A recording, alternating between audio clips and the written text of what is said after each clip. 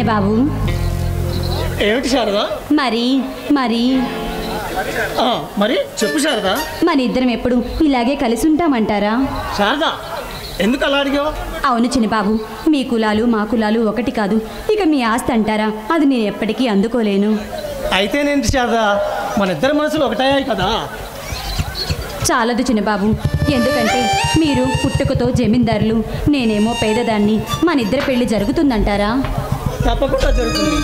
చూడు శారదా, మా అన్నయ్య వదినమ్మలు నిన్ను నిండు మనసుతో ఆశీర్వదిస్తారు.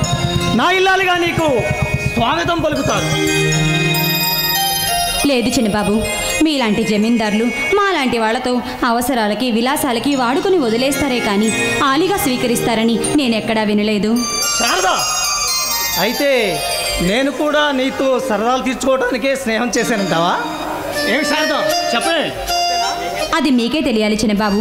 మీలాంటి వాళ్ళు అవసరమైతే మాతో ఆడుకుంటారే కానీ హాలిగా స్వీకరించి మా మెళ్ళలో పసుపు తాడు కడతారన్నది నాకెక్కడా తెలియదు. శారదా, ఏ బాబు, నేను చెప్పింది వాస్తవం కాదా? లేదు, కాదు శారదా.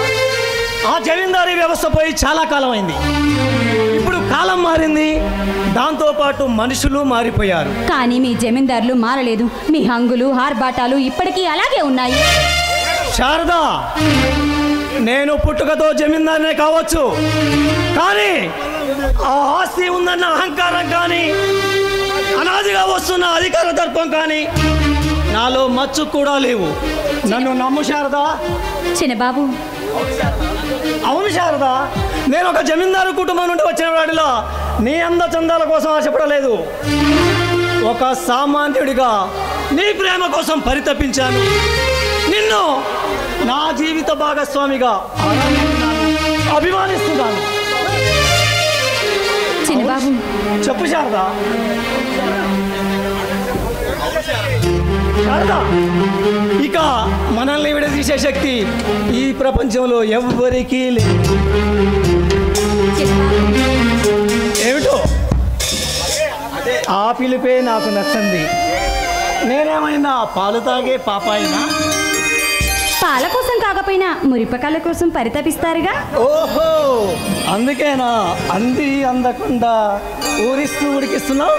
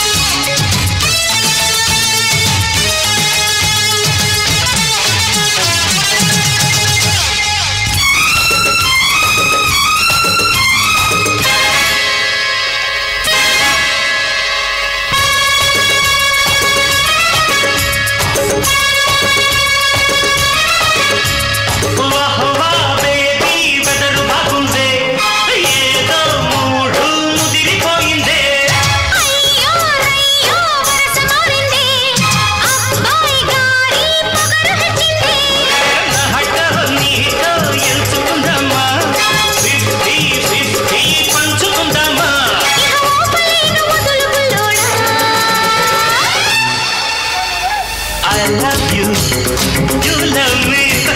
I